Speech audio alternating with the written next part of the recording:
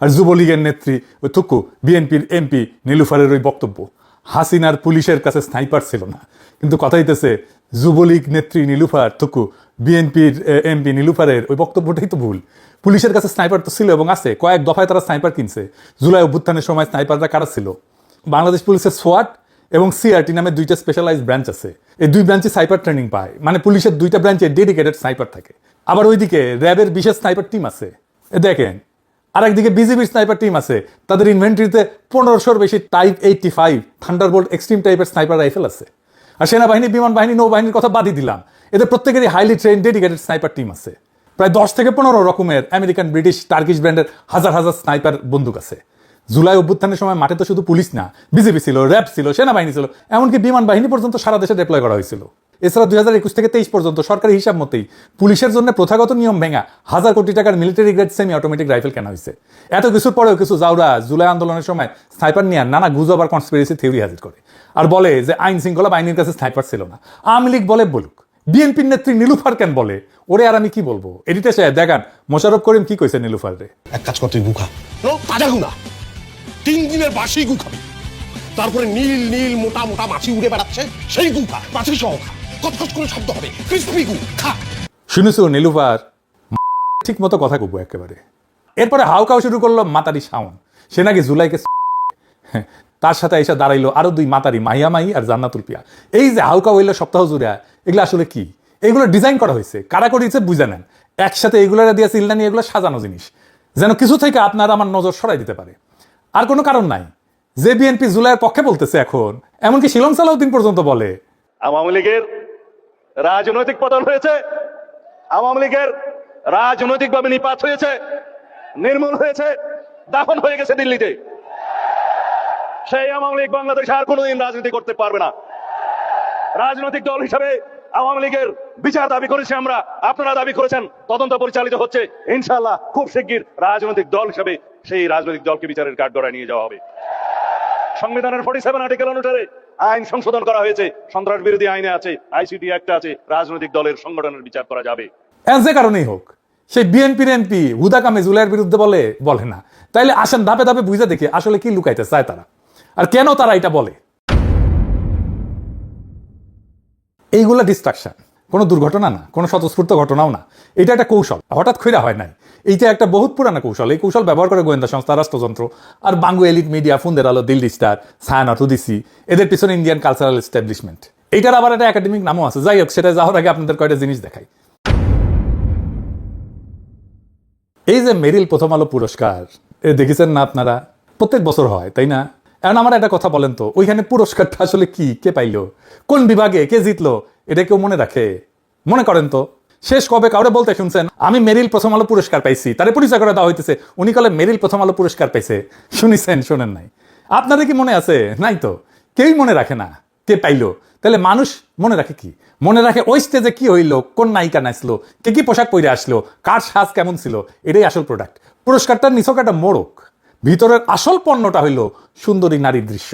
কারণ দুনিয়ায় সুন্দরী নারী একটা গুরুত্বপূর্ণ কৌশলগত সম্পদ, স্ট্র্যাটেজিক অ্যাসেট। এটা মনে রেখেন, এটা ইন্ডিয়া জানে, আওয়ামী লীগ জানে, বাঙ্গু বামের রাজা খুব ভালো করে জানে। এটা কথা কইয়ে রাখে, এইগুলোরে সুন্দর বানানো হয়, সুন্দর না করলে ওরা। যাই হোক, ওইদিকে আর না যাই।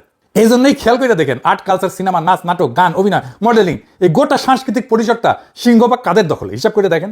এরাই ইন্ডিয়ান আধিপত্যের অংশ। জামাতের কথা বাদই দেন, ওদের তো এখানে ঢোকার প্রশ্নই আসে না। কিন্তু বিএনপির কেউ আছে এই জায়গায়? নাই।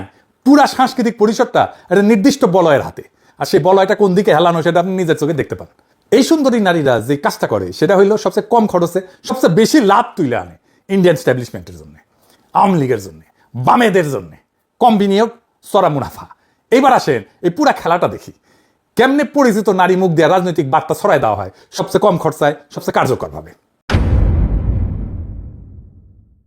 হ্যালো এফেক্ট বলে একটা কথা আছে, মার্কেটিংয়ে পড়ানো হয়। বাংলায় বলতে পারেন জ্যোতির্বলয় প্রভাব। সহজ কথা, একটা সুন্দর মুখ দেখলে আমাদের মন আপনি ধরে নেয় যে মানুষটা ভালো, বুদ্ধিমান, বিশ্বাসযোগ্য। আমরা গইলা যাই কোনো প্রমাণ ছাড়াই, তার কোনো যোগ্যতার প্রমাণ দেওয়া ছাড়াই আমরা গইলা যাই।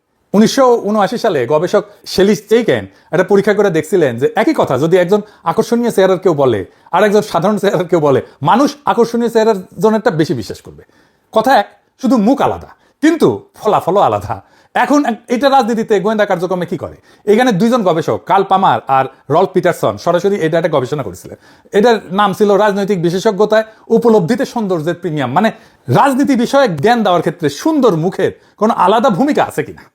ওরা ম্যাপে দেখাইছেন যাদের রাজনীতি জ্ঞান কম কিন্তু চেহারা সুন্দর, তারা অন্য মানুষের ভোট আর মতামত বেশি প্রভাবিত করতে পারে। বুঝেন ব্যাপারটা? জ্ঞান না, চেহারাই মানুষকে বাধ্য করে একজনকে রাজনীতি বোঝেন এমন কেউ হিসেবে মাইনে নিতে। এইখানে যা বিনিময় হয় সেটা তথ্য না, যুক্তি না, দলিল না। সুন্দর মুখটা কথাটা প্রমাণের আগেই বিশ্বাসযোগ্য করে তোলে।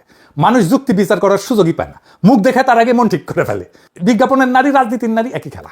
আমরা সবাই জানি পণ্যের বিজ্ঞাপনের নারী দেহ কিভাবে ব্যবহার করা হয়। সাবান থেকে মোটরসাইকেল, বাইক থেকে সিমেন্ট, সবকিছু বেচতে একটা সুন্দরী মুখ লাগানো হয়। ফিল্ম নিয়ে করা গবেষক লরা মার্ভি এই দৃষ্টিটা একটা নাম দিছিলেন নারীকে দর্শকের চোখে ভোগের বস্তু বানায় ফেলা।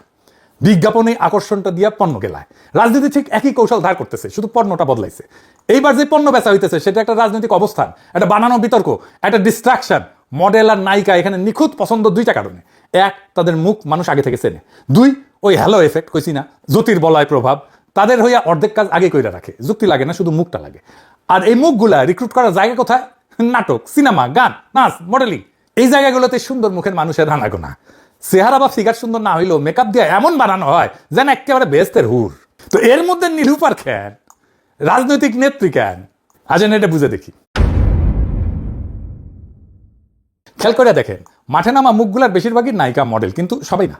ভিড়ের মধ্যে একজন নায়িকা না, একজন রাজনৈতিক নেত্রী নীলুফার। এটাই আসল খেলা। নীলুফারও ওই একই ইন্ডিয়ান কারখানার মাল। দেখেছেন না কি আরামে হাসিনার আমলে টকশো কইরা পার হইয়া গেল। কোনো গ্যাঞ্জামের মধ্যে নাই, কোনো মামলা নাই, কোনো জেলখানা নাই, কোনো প্রোগ্রামেও সে থাকতো না। এটা একটা প্রশ্ন। এটা আগে বললাম, সুন্দর মুখ দেখে মানুষ গলে যায়, তাহলে নায়িকা দিয়ে তো কাজ শেষ, নেত্রী লাগে কেন? পেঁচটা ধরেন। সুন্দর মুখ দেয় মনোযোগ, মুহূর্তের সম্মতি, চোখ আটকায়, মন গলে, কিন্তু এটা ক্ষণস্থায়ী। ভিতরে ভিতরে মানুষ জানে নায়িকা রাজনীতি বুঝে না, গ্ল্যামার আছে, ওজন নাই। সিরিয়াস ইস্যু শুধু নায়িকা দিয়ে দাঁড় করানো যায় না। এইখানে নেত্রী লাগে। নায়িকা দরজা খোলে, নেত্রী ভিতরে চেয়ার পাইতা বসে। নেত্রী সেইটা আনে যেটা নায়িকার নাই, ওজন, সিলমোহর। সে দাঁড়াইলে মানুষ ভাবে ও তাইলে এটা শুধু নাচ গান না, এটা শুধু গ্ল্যামার না, এর সাথে একটা সাংবাদিক শিক্ষক জুড়ে দিলে জমে যেত। করতে পারিনি, টাইম পাইনি। প্রত্যেকের আলাদা কাজ। নায়িকা টানে চোখ, নেত্রী দেয় রাজনৈতিক সিলমোহর। নায়িকা আনে সৌন্দর্য, নেত্রী আনে দোহাই। একটা টানে আর একটা টিকায়। রং আর সিল একই সাথে। জাল নোটও এতে আসলের মতো মনে হয়। তো এই মেশিন, এই সিস্টেম গোয়েন্দা সংস্থার এত কাছে এত জনপ্রিয় কেন? কারণ এটা সস্তা আর নিরাপদ। ইন্ডিয়ার হয়ে টাকা পয়সা কম। এরা কাজ করে মূলত মাইয়া দিয়া। এক টিকিটে 2 ছবির মতো। হানি ট্র্যাপও ইউজ করা যায়, কাজও করা যায়। আর সুবিধা আছে, একটা ঢাল। পুরুষকে কথা কইলে বিরোধীরা তারা ছিঁড়া ফেলতো একেবারে, কিন্তু কথাটা নারীর মুখ দিয়ে বাইর করেন। এইবার কেউ পাল্টা কিছু করলে রব উঠবে, নারী বিদ্বেষী, নারীর গায়ে হাত, সমালোচক পিছায় যায়। বার্তা ছোটে কিন্তু বার্তা বাহকরে ধরা যায় না। নারী মুখ এইখানে বুলেট প্রুফ জ্যাকেট একটা। 2 নাম্বার টনিক। আওয়ামী লীগের তৃণমূলের কর্মীরা মাঠে নামতেছে, মাইক খাইতেছে, জেলে যাইতেছে, মামলা খাইতেছে, এদের চাঙ্গা রাখা লাগে। এখন একটা সুন্দর মুখ দলের হইয়া কথা বললে কর্মী গরম হয়, উত্তেজনা বাড়ে, উদ্দীপনা বাড়ে। ক্রিকেট মাঠে সিয়ার লিডারদের মতো দেখেছেন না, টেকা দিলে আইসা নাইসা যায়। কাজ ওইটাই, মনোবল ইনজেক্ট করে ভিতরে। 3 নাম্বার কম খরচা, চড়া মুনাফা। যুক্তির ন্যারেটিভ বানাইতে গবেষণা লাগে, মাথা লাগে, তথ্য লাগে, দলিল লাগে, খাটনি লাগে, খরচা আছে, তাও ধরা খাওয়ার ভয় আছে। তার বদলে সাইটটা সেনা সুন্দর মুখ নামাই দেন, খরচ শূন্য, রিটার্ন বিশাল। চোখ টানে, মিডিয়া কাভার করে, ভাইরাল হয়, আসল প্রশ্ন চাপা পড়ে। এটাই লো কস্ট হাই রিটার্ন। শুরুতে যে কইছিলাম না কম বিনিয়োগে চড়া মুনাফা, এটা তার হিসাব। যে কোনো ধূর্ত ক্ষমতা এই হিসাবটা জানে। গোয়েন্দা সংস্থা তো জানে, ইন্ডিয়া তো জানে, বামেরা তো জানে, আওয়ামী লীগ তো জানে। এই যে এই মাতারিগুলো এত নির্লজ্জ, এটা প্রমাণ দিতেছি। অনেকে হয়তো জানে না।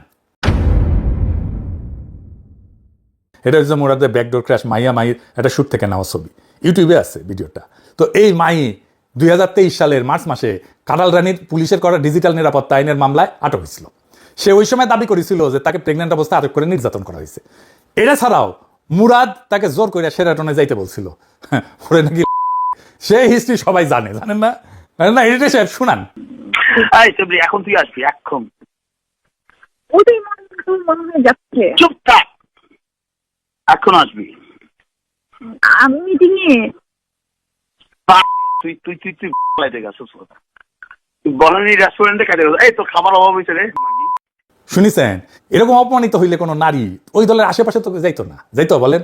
মানে টাকলা মুরাদ যদি একজন বাজারের আচরণ করতো, সে দেখিতে আওয়ামী লীগের সার্ভিস দিত না, ইমো সার্ভিসও দিত না, কিন্তু এই মাতারি দেয় সার্ভিস। আর আরেকজন দেখেন, এই যে এই 2রা আগস্ট 2024 বাংলাদেশের মাটি যখন রক্তে ভিজে যাইতেছিল, মানুষ উদ্ভ্রান্ত হইয়া মুক্তি কামনা করতেছিল, তখন ব্যস্ত ছিল উদ্দাম আমোদ প্রমোদে। আজকে সে শাওনের পাশে খাড়াইছে। হ্যাঁ, এটাই খারাপের তো। ওর নাকি বিবেক বোধ জায়গায় উঠছে। ওরে বাপরে, বিবেকের গোষ্ঠী কিলাই। ফ্যাসিস্টের চালাদের বিবেকবোধ কখন জাগ্রত হয় এটা আমরা ভালো করে জানি। ওই ভারতীয় পণ্য বয়কট আন্দোলনের টাইমে হাঙ্কারের মুক্তিযুদ্ধে ইন্ডিয়ার অবদান শিখাতে এসেছিল। সেই যে আমি দিছিলাম বাম্বু, এটির সাহেব দেখান ওই আগেরটা। তার আগে একটু ওই বোতল সুন্দরীর নিয়ে কথা কয়ে নেই। আমি কইছি না এগুলো গ্ল্যামারের 12টা বাজাই দেবো। বোতল সুন্দরী কেন জানেন? এগুলা তো সৌন্দর্য আর গ্ল্যামার বেছে, কিন্তু ফিগার দেখেছেন সরিষার তেলের বোতলের না কান ইনকা না কালে। তো বোতল সুন্দরী আমার আসপর্দা দেখা আমি টাস্কিত হয়েছি। সেটা লাইভ করেছে, সে কি করছে দেখেন। So yes, hi everyone, Eid Mubarak. আমি এখন লাভিশ বুটিক সেলুনে আছি। আচ্ছা, আমি একটা জিনিস বলতে চাই। হ্যাঁ, এই যে মানুষ আমার ছবির নিচে যে লেখেন বয়কট ইন্ডিয়ান প্রোডাক্ট, আপনারা হিস্ট্রি জানেন? ইনফ্যাক্ট আমার মনে হয় আপনারা জানেন কি জানেন, সাবিয়া হিস্ট্রি জানেন? 1971, হ্যাঁ, এই যে বাংলাদেশের যুদ্ধ যে হয়েছে পাকিস্তানের সাথে, হিস্ট্রি জানেন? হ্যাঁ, আমার মনে হয় কি জানেন, আপনি জানেন, আমাদের অন্যান্য আছে, সবাই জানেন, বাট আমার মনে হয় আমার ফেসবুকে যারা শুভাকাঙ্ক্ষী আছে, অনেক ফলোয়ার্স আছে, তারা জানে না। তাদের জন্য জানাতে চাই যে আপনাদের একটু জানা উচিত যে 1971-এ ইন্ডিয়া আমাদেরকে, তারা তাদের অনেক আর্মি পার্সন পাঠিয়েছে, তারা হেল্প করেছে আমাদেরকে, যদিও তারা নিজেদের স্বার্থে করেছে বা হোয়াট এভার, বাট তাদের স্বার্থে যদি আমরা বেনিফিটেড হয়, উই শুড অ্যাপ্রিসিয়েট ইট। হ্যাঁ, না হলে এই যে এত বড় বড় কথা, এই তারপরে ফেসবুক কিছুদিন পর আপনারা ফেসবুক বন্ধ করে দেবেন। এই ফেসবুক কারা চালায়? ফেসবুককে মার্ক জুকারবার্গের ওনার রিলিজিয়ন কি জানেন আপনারা? অশিক্ষিতর একটা লেভেল থাকে, লেভেল বাদে আপনার অশিক্ষিত হয়ে যান। একটু যান, একটু গুগল করেন, একটু গুগল করে জানেন যে যাদেরকে বয়কট করতে চান তারা কোথায় আর আপনারা কোথায়, এবং তাদেরই প্রোডাক্ট দিয়ে আপনারা এখানে আসতেছেন। গরু না হলে, ইন্ডিয়ান গরু না আসলে গরুর দাম বেড়ে যাবে, পেঁয়াজ না আসলে পেঁয়াজের দাম বেড়ে যাবে, তখন তো আবার বয়কট ইন্ডিয়া আপনারা করবেন না। মানে সুযোগ সন্ধানী। এনিওয়েজ, ভারত নাকি আমাদের মুক্তিযুদ্ধের সময় সাহায্য করেছে, দেখেছেন? তবে এদের এই লাফালাফির চাইতে খুনি জিয়াউল হাসান আর ইনুরে হাত করা ছাড়া আদালতে যাওয়া, হাসি হাসি মুখ করে কথা বলা, ইনুর নাকি আবার গায়ে হাত দিবেন না বলে সেন্ড করে ওটা, এটা দেখাটা আমাদের জন্য বেশি অপমানের।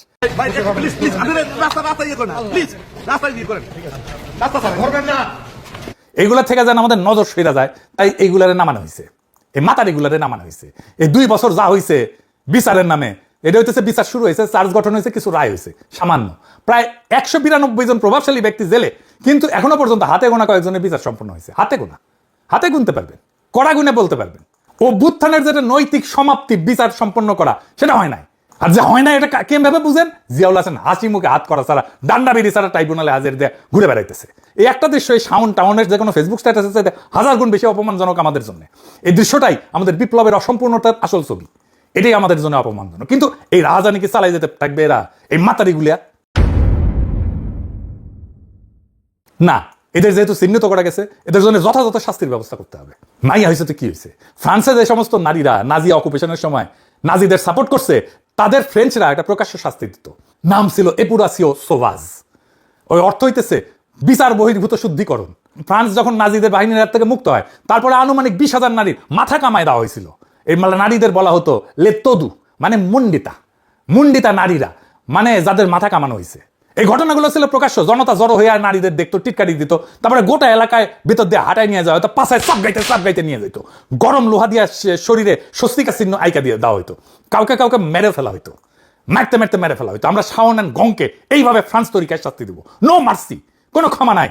আপনি প্রতিশোধ নেন নাই, কোনো লাভ হয়েছে? লাভ হয় নাই। শাওন অ্যান্ড গংকে ঠিক একই ফ্রেঞ্চ তরিকার ট্রিটমেন্ট দিতে হবে। পশ্চিমারা এসে যদি বলে এইসব কি করতেছো, আমরা কোনো তোমাদের দেখে শিখেছি। তোমরা কেমনে ডিল করছো ফ্যাসিস্টদের সহযোগিতায়, আমরা দেখি নাই, দুনিয়া দেখে নাই। সারা দুনিয়া এইভাবে করে ডিল। ওদের সাথে মানুষের মতো আচরণ করছেন তো মরছেন। সবাইরে করতে হবে না, মারা কয়েকটারে করেন। র আর রিক্রুটমেন্টের জন্য মাতারি খুঁজে পাবেন না সারা বাংলাদেশে। 100 বছর ধইয়া তৈরি থেকে বিপ্লবী মুহূর্ত আবার আসবে, শীঘ্রই আসবে। মিস যেন না হয় একটা মাতারিও। 100 বছরের শিক্ষা দেওয়া লাগবে ওই একদিনের মধ্যেই, ভুল যেন না হয়।